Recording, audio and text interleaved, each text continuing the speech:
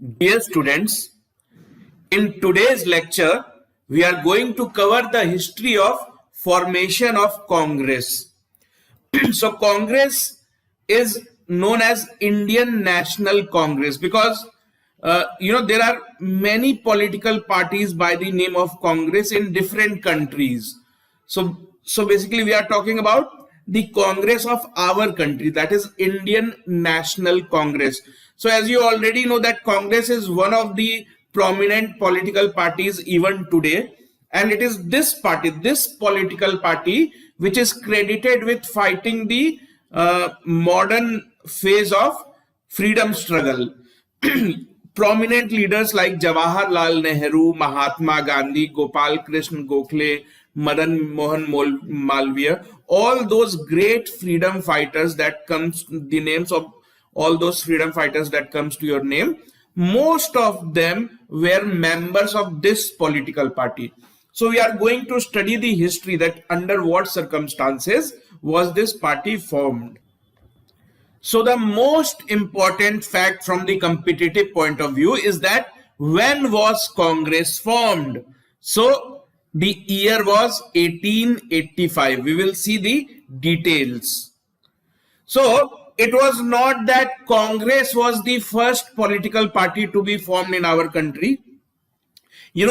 Just after the revolt of 1857, as you know that in 1857, a great revolt, it is often called as the first war of Indian independence, took place. So immediately after this, the British government became very repressive. They used to bring on laws that were, very hurtful for Indian population. I mean, these laws were not acceptable to the Indian population.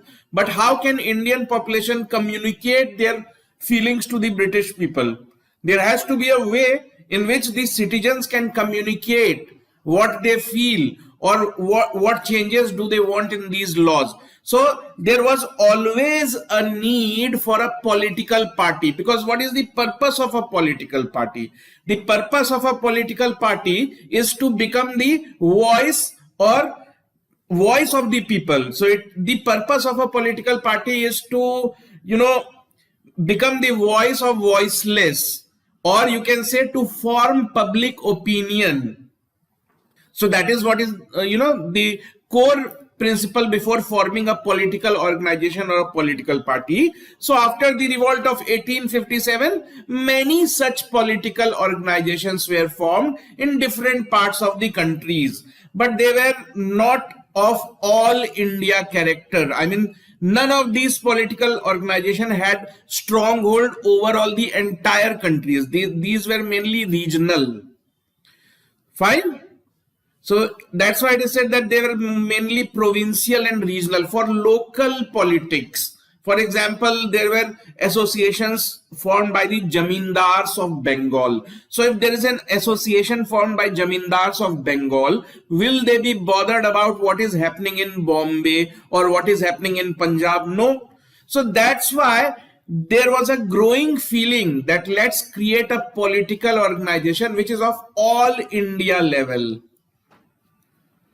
So some political organization that you need to remember, I mean, these are the political organizations which formed or behaved more or less like a political party, because there were no elections in those times. So when you talk about political parties today, it comes to your mind that fighting election is the most important job. No. So during those times, the most important job was to form political opinions, to write petitions to the government that what kind of laws you want, what kind of laws you don't want.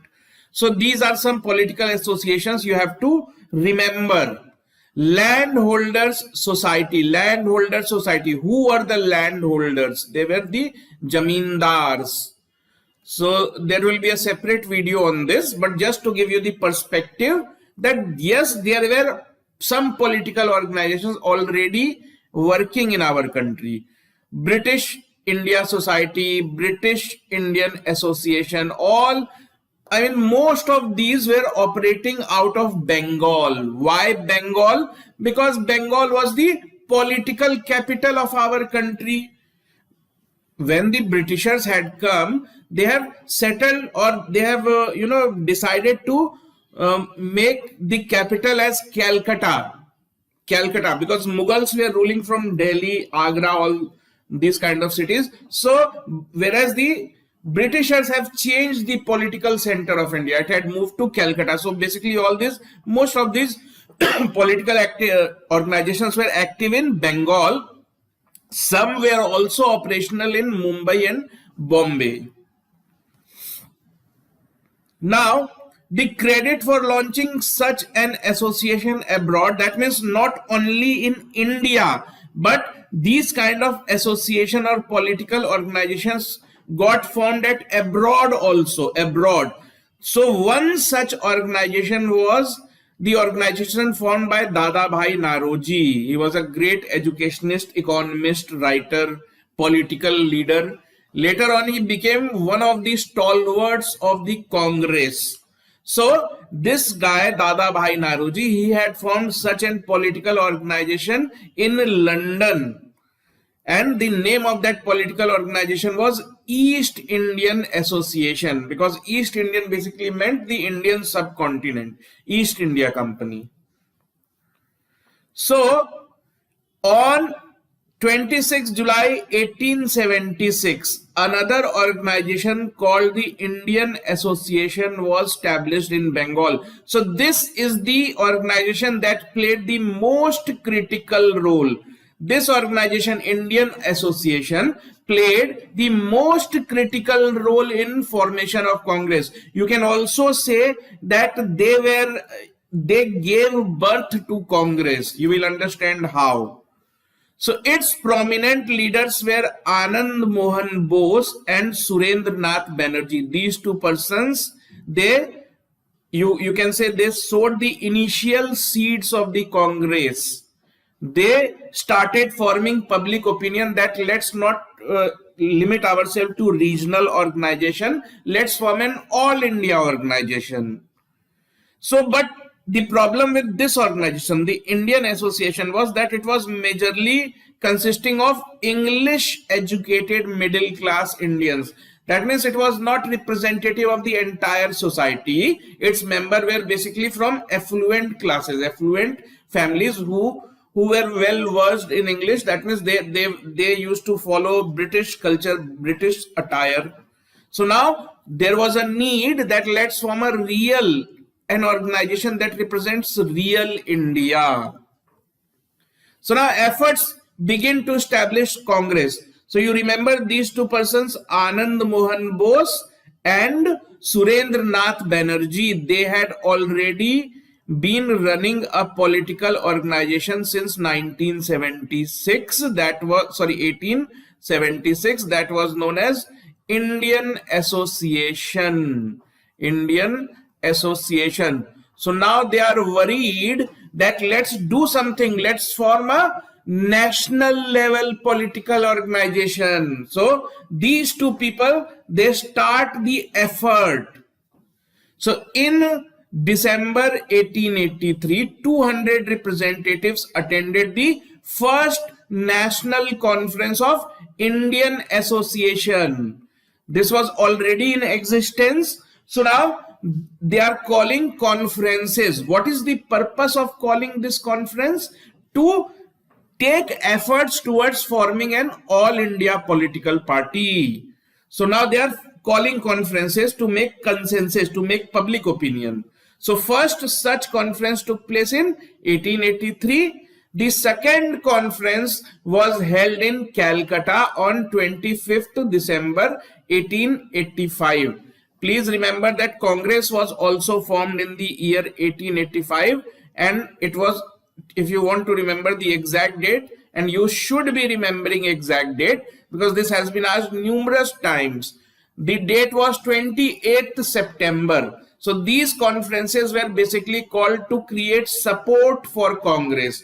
So the second conference was held in Calcutta on 25th December, 3 days before the Congress was established, exactly 3 days before the Congress was established. So from these conferences, they used to send messages to people that some political organization is going to be formed, so you are invited to join.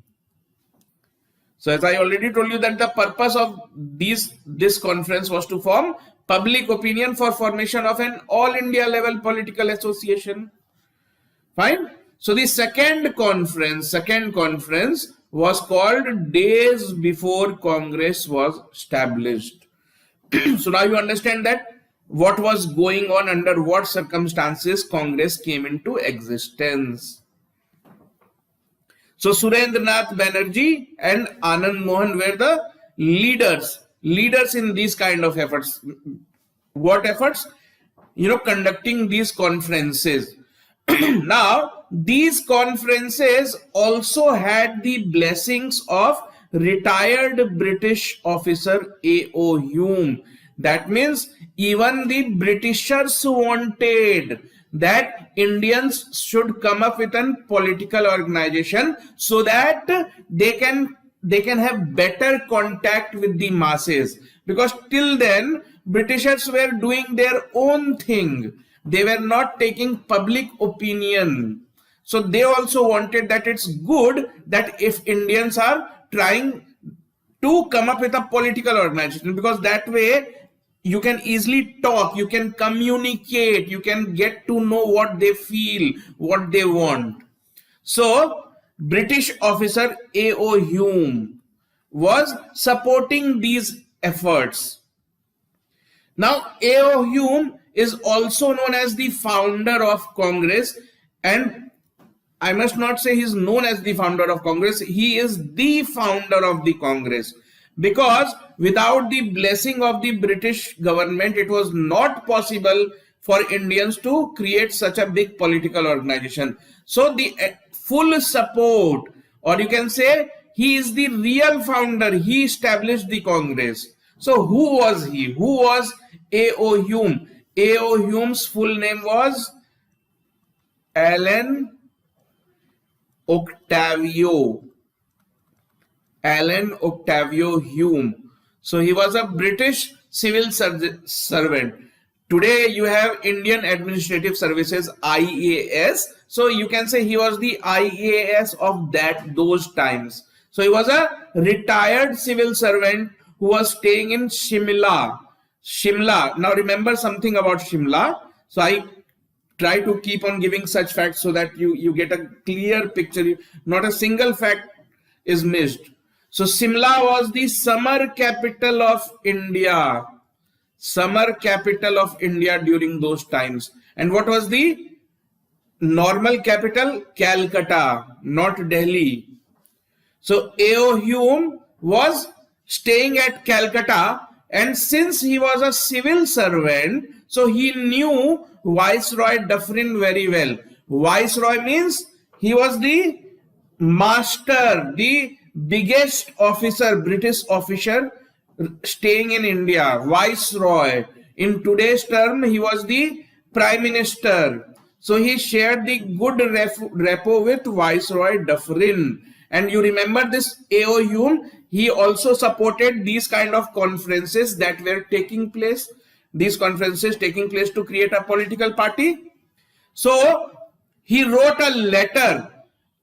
Open letter means, open letter used to be written in newspapers. So he started writing articles in newspapers because he had the blessing of British government. British government also wanted that let this happen. Let us allow a political party to get formed. So that's why now British are also taking step forward. They are also coming forward. They are also showing their eagerness. So he wrote an open letter, A.O. Hume, in 1883. In that letter, he appealed to the students of Calcutta, because Calcutta was the center of political activity. Today, if something big happens, a big dharna or a big protest happens, it happens in Delhi, because Delhi is our political capital. During those times, the capital was Calcutta and it was the hub of political activities. So he first appealed to the students of Calcutta University to set up an organization in India, because he knew that these people are politically minded, because they are living in Calcutta. Calcutta is the political center. So first appeal was made to the students of Calcutta University. Later on, in 1885, A.O. Hume spoke of his own party as the Indian National Union. Now, he has jumped into the foray. Now, he is taking the onus that I will help you establish a political party. So, he starts giving news bites, he starts giving statements in newspaper that I am very close to establishing a political party and I want all of you Indians to join that party. So the initial name of the party was Indian National Union. Today it is known as Indian National Congress. That time the first name that came to his mind was Indian National Union. So this name was getting published in newspaper that something called Indian National Union is going to get established. But after the suggestion of Dada Bhai Naroji, you remember Dada Bhai Naroji, he already had a political organization, political association which was known as East India Association, and its headquarters was in London. So if your headquarters is in London, it means you are very close to British administration. You have very good relations with them. That's why your headquarters is in London. So if you are living in London, your main purpose is to come more close to British. So on the suggestion of Dada Bhai Naroji, the name of this political party which was going to get formed was changed to Indian National Congress, and that is how we got the name of the current name of the party. The word Congress was taken from the American Constitution. Congress basically means an association of people coming together, Congress. Now you have to remember that since Britishers were involved with the establishment of Congress, so this is a very important fact to remember, that Allen Octavio Hume was the founder of Congress, but he didn't become the president. Presidents were changed every year. Every year there was a new president. So the first Britisher, this is a very critical fact, have been asked many number of times. Who was the first Britisher to become the president of Indian National Congress? So INC, I would be using INC as the short form for Indian National Congress. So George Yule, very important fact, George Yule became the first British president of INC in 1888. Congress was formed in 1885. So you can see that initially Britishers were so much involved with the Congress. So first session of Congress, everything is set, newspapers are telling that something is going to happen, some political organization is going to get formed. Britishers are also happy. So now time has come to establish Congress. So first session of Congress, so delegates were called that come together on this day, 28th December 1885. They were invited that let's come together, let's establish a political party. So basically these invitations were sent to prominent people whom the British already knew. So that was the problem. Britishers were giving personal invitations whom they already knew. No common people can come there. So basically these people were lawyers. Most of them were lawyers or jamindars. I mean influential, wealthy people. So that was the problem with the initial days of the Congress. Anyways, so first today Congress is going to get established. Everybody has been invited. What is the date? Date is 28th December 1885. First session of Congress. So the first session of Indian National Congress was actually supposed to be held at Pune, which is in Maharashtra, but because of an outbreak of plague, there is a very serious plague, lakhs and lakhs of people were killed. So the venue was shifted to Bombay. So the first session was actually held at Bombay because venue was shifted. You have to remember the location, very important. Where was this held? So the first session, this picture that you are looking at, this has been taken at Gokuldas Tejpal Sanskrit Pathshala on 28th December 1885. So now people have come together in the ground of this school. So this picture is taken in the ground of this school, playground. The first president of this session was Vomesh Chandra Banerjee. Very, very important. First president of Congress. He was a very close associate of A.O. Hume because A.O. Hume established the Congress and he was a close associate. So he was made the first president, A.O. Vomesh Chandra Banerjee. So who was Vomesh Chandra Banerjee? He was a prominent lawyer from Bengal. And A.O. Hume did not become the president. He made Vomesh Chandra Banerjee as the president because he wanted that this is the first session. So let some Indian should become the president. So he is basically Vomesh Chandra Banerjee. And A.O. Hume himself became the general secretary. So you have to remember this. Another important fact, since this was the first session, so only 72 delegates had participated. This also had been asked many number of times, that how many people had attended the first session of Congress.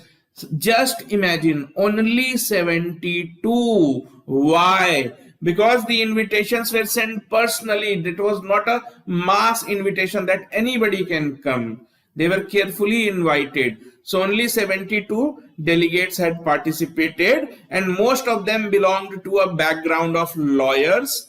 And you also remember that there weren't any women in this session because personal invitations kind of were given, whom the British already knew. So women were not that much active in politics at that time. So you have to remember, many a times these kind of questions get asked, that out of the following 4 statements, which is wrong, which is correct, those kind of stuff. So you have to remember all these minute details, that not a single woman attended the first session of the Congress. So now, since the Congress was formed or established with the active help and active participations of the Britishers, so suddenly some conspiracy theories began to float in air. That means initially people were suspicious that why Britishers are helping Indians to form a political party. So a conspiracy theory, or you can say a section of nationalist leaders, they formed an opinion which is known as safety valve theory. You remember what is safety valve? For example, suppose there is a gas chamber. In this gas chamber, pressure gets created. So if too much pressure gets created, the chamber might blast. So what do? You open a valve, safety valve, all the pressure is released. So this is the concept of safety valve. So if pressure is getting built, you open a valve, pressure will get released.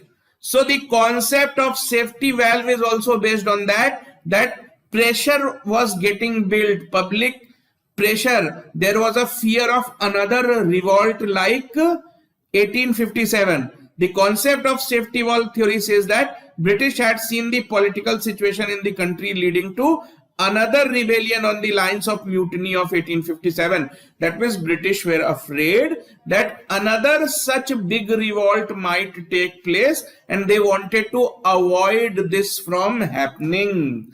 So what do? Why would such a revolt take place? Because there was no communication.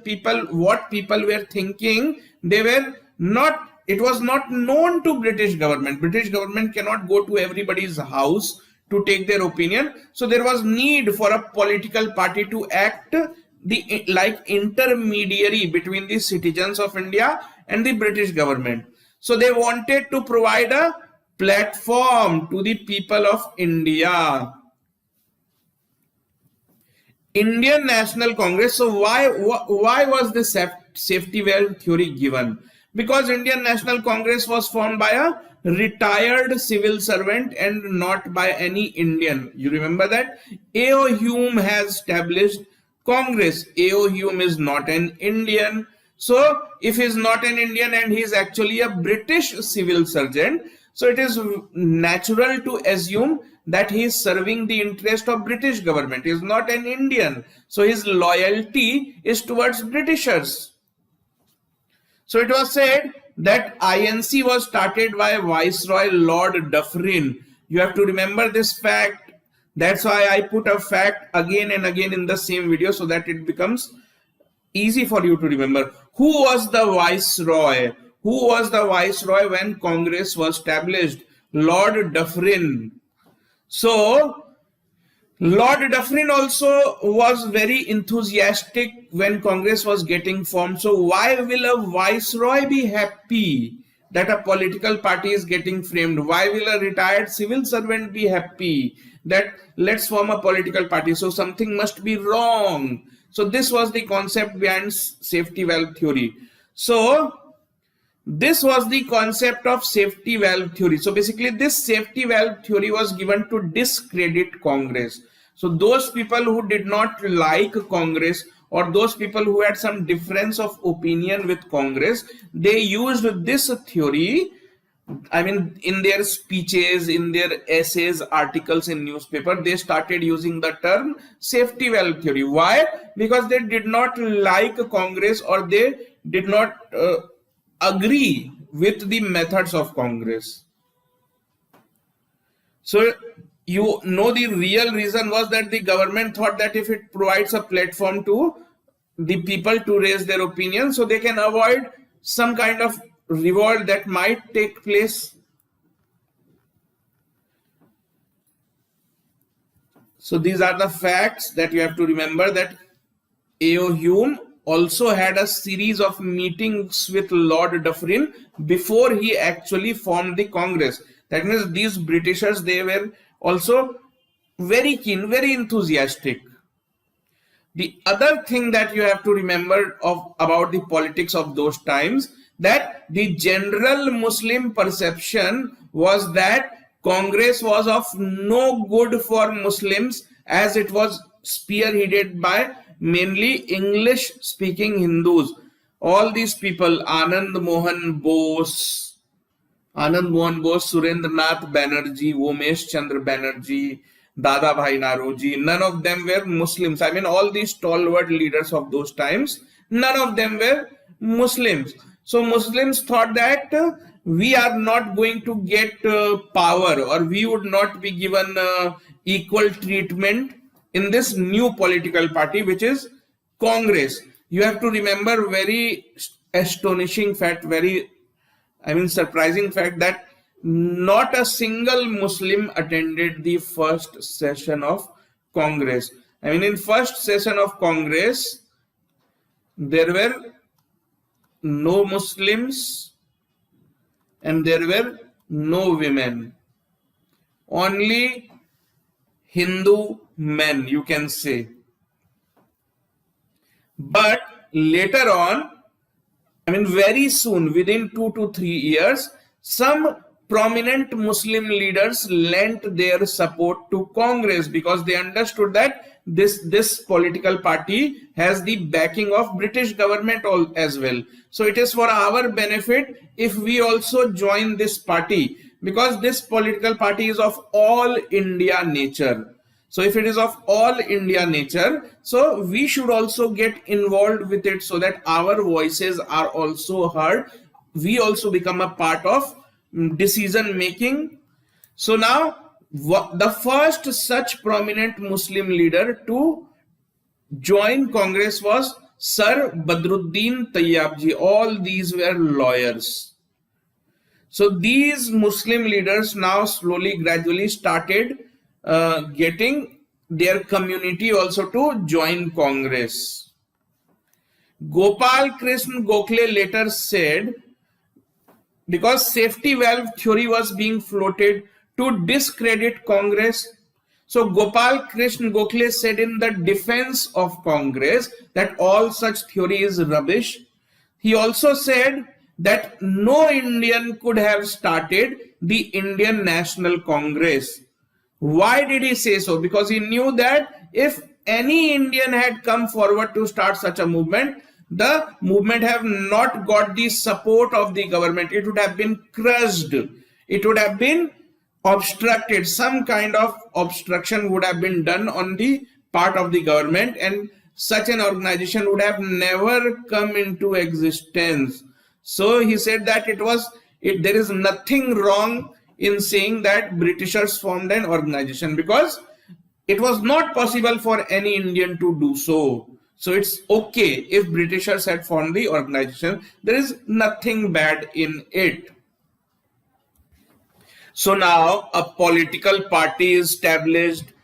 Even the Britishers are happy to interact with that political party. So now let's understand what was the aims and objective of this newly formed political party known as Indian National Congress. The first and foremost aim was, of course, promotion of friendship amongst the countrymen. That means to bring the entire country on a single platform, to make them feel that we are citizens of same country, we are fighting for same cause. That means we should come together.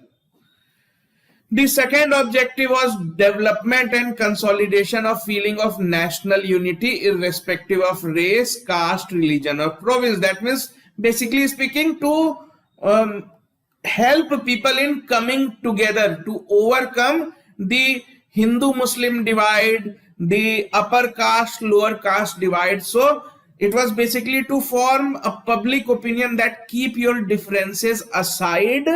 Let's forget our personal differences and let's come together in this fight for struggle of freedom. You also have to remember something, that freedom, when I talk about the early phases of Congress, freedom for them did not mean that Britishers should leave India.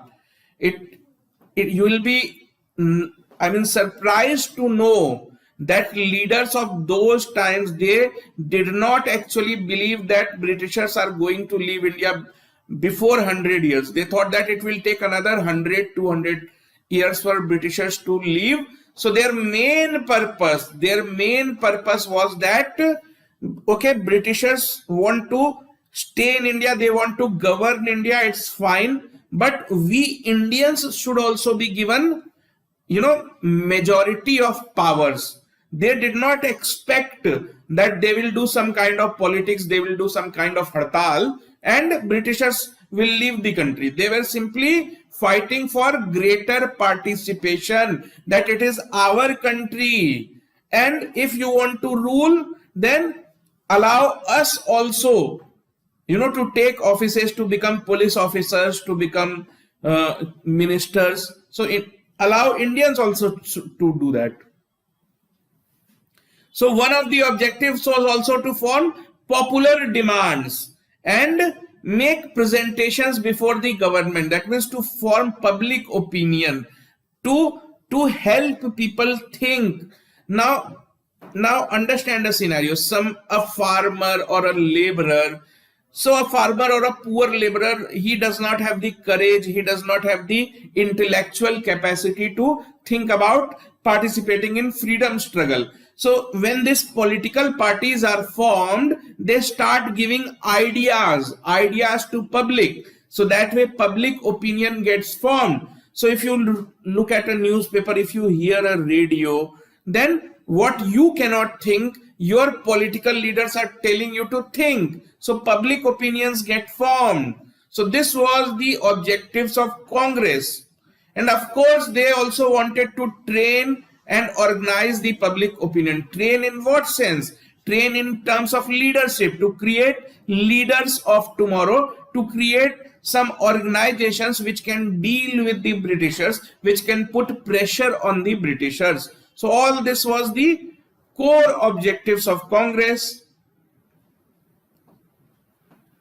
Also, recording of opinions of educated class on public opinion. That means they also contacted masses to understand that what should they be telling the government on their behalf. So basically, opinion making and communicating it to the government. Now, these were the objectives, but now let us understand what demands did they actually put before the government. Okay, it is good that they want to form public opinion, but what were those public opinions? What was the public of that time expecting from the Britishers?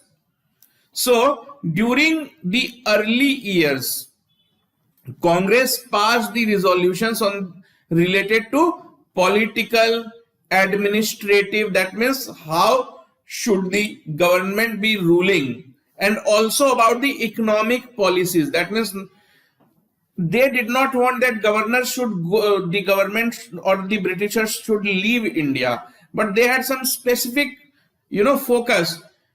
How should the political setup be made? That means how should elections be fought?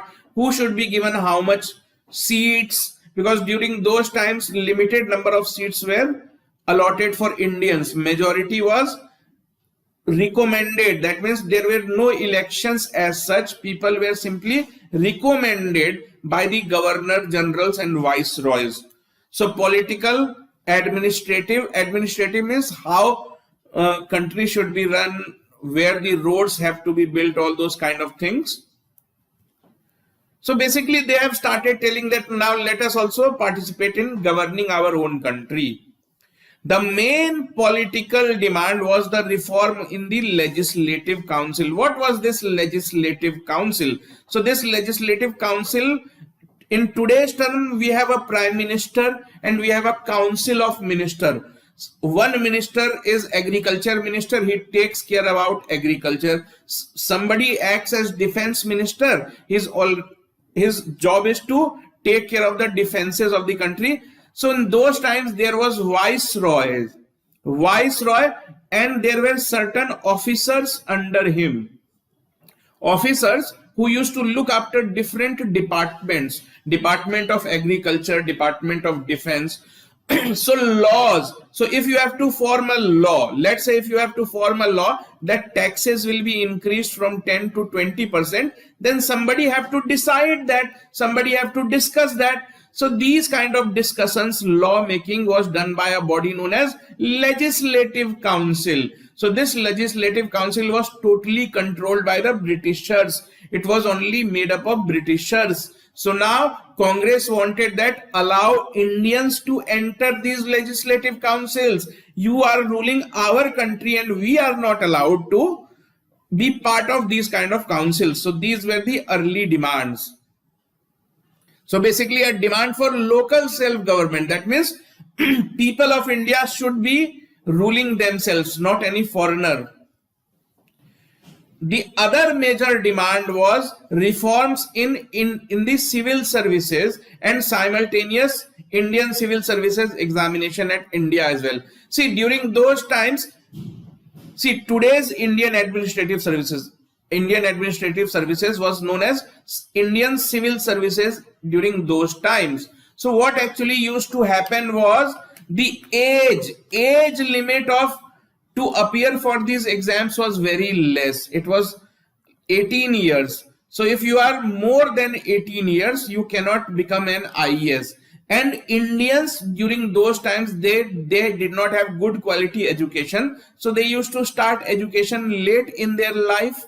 So they did not qualify this criteria. By the time they used to pass class 10th, they were already 17, 18 years old. So they did not become graduate. You have to be graduate to appear for these exams. So there was a big problem. Indians were not able to participate in great numbers. Also, the other problem was during those times, the last stage or the interview round interview round of the civil services was conducted in London. London. You have to spend so much money from your pocket to go to London to pass an exam. So that was also a problem for Indians. So basically these things were done purposely so that Indians do not become civil servants. How, poor Indians, they cannot go to London. Poor Indians, at their age will pass, they will not be able to qualify, age limit. So all these were problems. So now Congress wanted changes in these rules. They also wanted separation of judiciary with executive, repeal of Arms Act.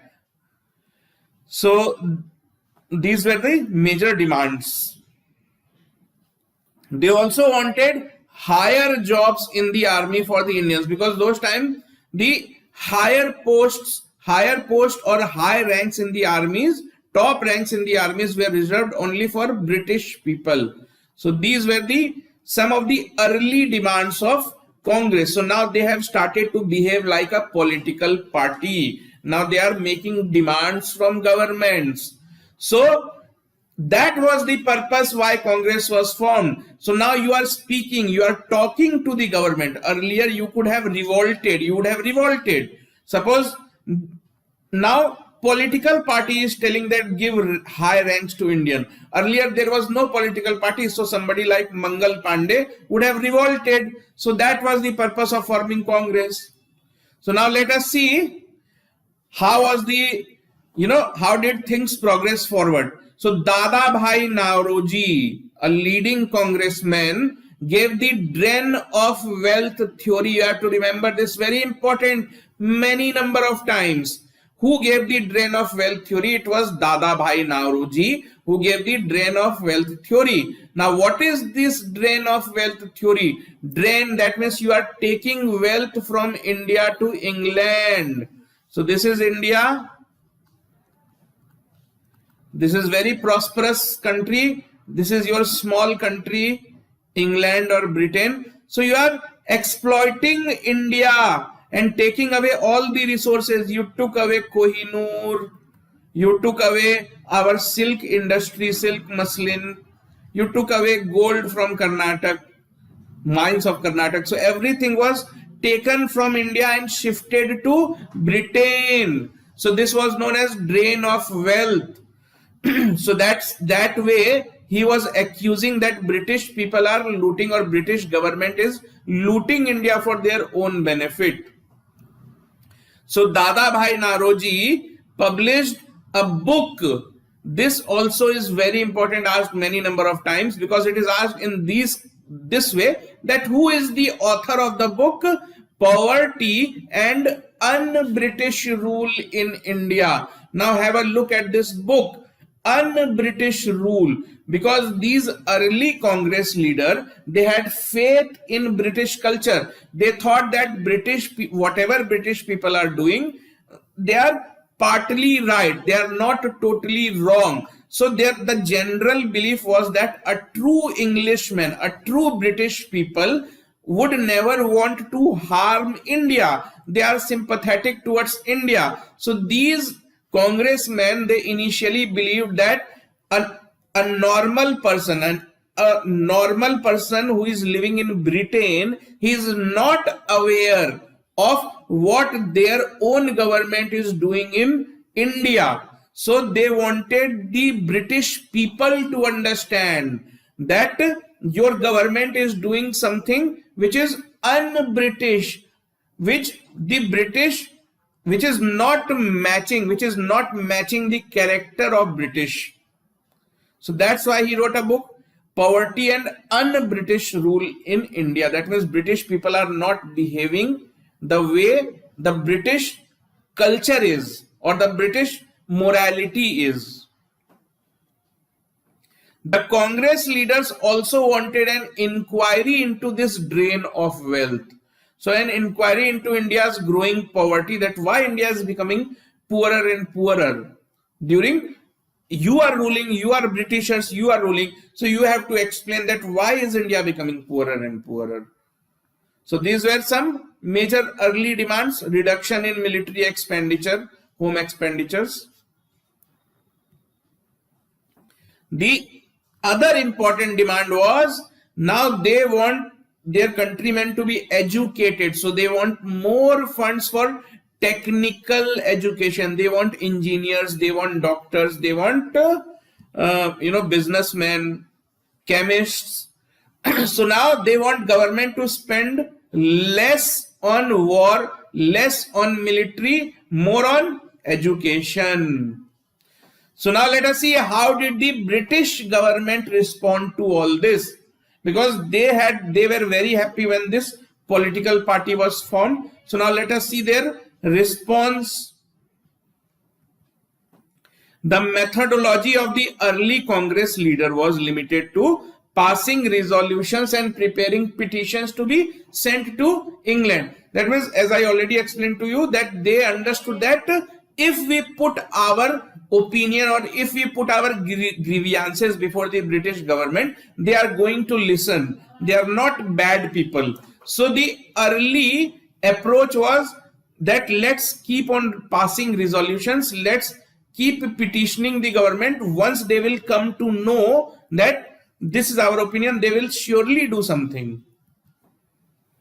The British Committee of Indian National Congress. So you can understand that Congress is formed in India, but it is also active in England because it is ruled from England. So it was necessary for this political party that some people staying in London also carry out the political activities. So the British Committee of Indian National Congress, which was situated at London, started a newspaper, a magazine, which was called India. Why? Because they wanted that let's publish a newspaper and distribute it. So the common people of Britain, citizens of Britain, would read those newspapers, and by reading that they will, for the first time, they will come to know, look what is happening in India, because till then they are not aware. They are watching movies, they are watching television, they are busy in their own life. They are not bothered what is happening in India. So now Indian National Congress will publish a magazine, monthly magazine known as India. You have to remember, it was published in London, not in India. The most important fact you have to remember that when Congress was formed, the Secretary of State for India was Earl of Kimberley. Now what is the Secretary of State? So Britain is ruling in India. In India there is a Viceroy. So Viceroy is concerned with how India is to be governed. There is somebody sitting in England. So the officer who was controlling the Viceroy or controlling the Indian affairs was known as Secretary of State. Secretary of State for India. Similarly, Britain was controlling South Africa, Britain was controlling Malaysia and all those. So Secretary of State for India, there was a Secretary of State for South Africa. So this kind of British setup was there. So who was the Secretary of State when Congress was formed? His name was Earl of Kimberley. Very, very important from competitive point of view. So how was the response of British? The demands of Congress were ridiculed in British media. They have started publishing newspapers and journals in London. So now media of London will also react. They will defend their own government. So they started ridiculing Congress. They started saying that whatever you are writing, whatever you are publishing is not true. You are doing propaganda. But this person, Earl of Kimberley, he was very supportive. He was very sympathetic towards India. So he started accepting a few initial demands. Because some demands were made by Congress. So he said, okay, whatever Indians are saying, let's listen to them. He was very sympathetic. Lord Dufferin. Who was Lord Dufferin? The Viceroy when Congress was formed. So initially he did not take Congress much seriously. He initially called Congress as the representative of microscopic minority of India. Only 72 delegates. Remember that only 72 delegates had attended the first session. So he had then said that Congress represents a microscopic minority of India. That means it does not represent the entire country. So Lord Dufferin was not taking Congress seriously. Also, the Britishers were also supporting the Congress. But soon, when Congress started to make too many demands, Lord Dufferin grew suspicious. He grew, you can say, apprehensive of Congress, and then he said that no Britishers, no British officer is going to participate in any of the meetings of Congress. So earlier A.O. Hume was there, then also people like George Yule who were the president. But from the fourth session onward, the Britishers were banned. Britishers were banned from interacting with the Congress or participating in the meetings of the Congress. So this was the early British response.